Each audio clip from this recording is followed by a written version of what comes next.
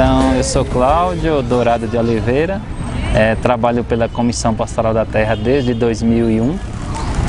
Minha formação é Antropologia pela Universidade Salesiana de Quito, em Equador, e Direito Agrário em Universidade Federal de Goiás.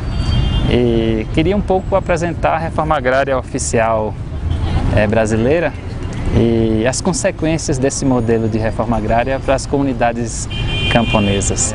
Desde 64, quando tivemos a primeira reforma agrária oficial, que se chamava Aliança para o Progresso, ela foi pensada para dispersar a organização social e responder a algumas expectativas pontuais, de certa forma desmobilizando toda a organização que estava construída a partir das ligas camponesas e de toda a organização camponesa que iniciou em Pernambuco e estendeu para outras regiões do Brasil.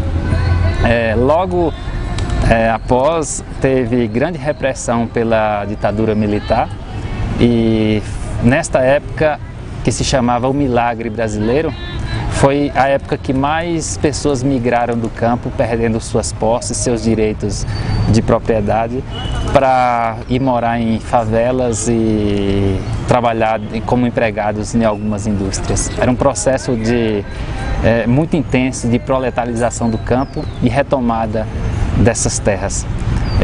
Quando o final da ditadura militar, a gente tem uma grande crise econômica e a reforma agrária ela retoma com muita força.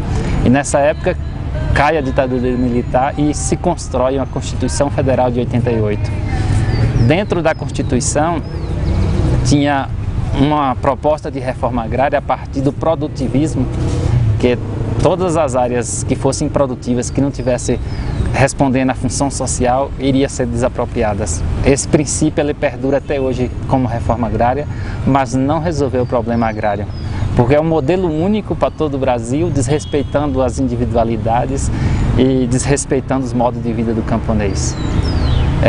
Quando entra Fernando Henrique com a sua proposta neoliberal, a reforma agrária passa a ser uma proposta mercantilista de compra e venda, e com isso passa a ser uma mera intercâmbio entre um comprador e um vendedor. E a terra perde todo o valor místico e passa a ser uma simples mercadoria.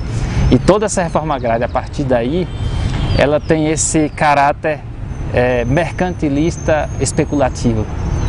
E ela coloca o trabalhador rural camponês como uma categoria inferior ao agronegócio.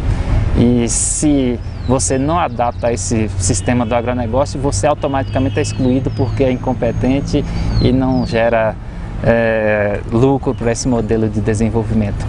Com a entrada do governo Lula, a reforma agrária entra em decadência, é chamado de novo mundo rural, abre novas possibilidades de multiculturalidade e isto perdura até hoje com as resistências de quilombolas, fundos de pasto, indígenas, mas o Estado ele não acompanha essas necessidades camponesas. São índices muito pequenos de reconhecimento de territórios, de políticas de desapropriações, e isto faz com que as comunidades comecem a repensar territórios livres e espaços organizados pelas próprias comunidades que não respeita todo esse modelo de jurídico, político que tem imposto sobre as comunidades. O tempo todo o Judiciário, o Congresso Nacional tenta oprimir e massacrar esses povos. E ao tempo todo esses povos se renovam com a sua capacidade de reerguer diante das crises e construir novas possibilidades jurídicas e de permanência no campo. Então hoje temos uma crise econômica, política e social muito grande no Brasil, mas as comunidades tradicionais têm perspectivas muito ricas de territórios livres, de organizações independentes, que os movimentos não conseguiram enxergar esse potencial para reconstruir uma nova política agrária brasileira. Então acredito que estamos abrindo novas possibilidades, que precisamos estar abertos a estas novidades que o campo vem nos ensinando, de resistência ao neoliberalismo, resistência à estrutura fechada do Estado monocultural e à esquerda muito fechada nos gabinetes. Então, é uma situação difícil que a gente vive no Brasil hoje, mas é esperançoso uma realidade de transformação e de...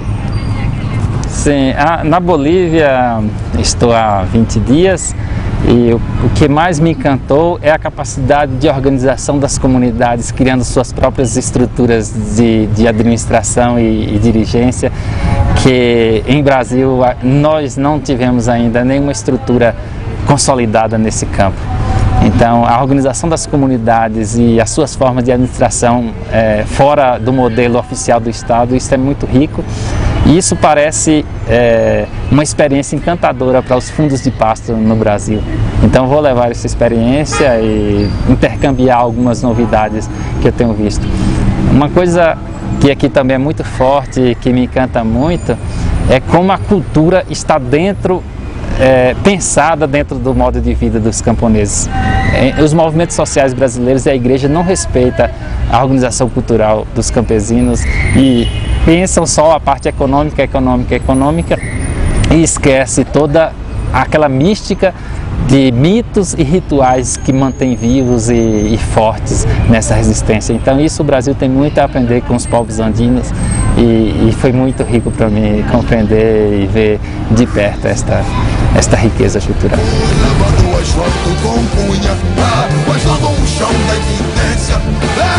Ela é testemunha, como se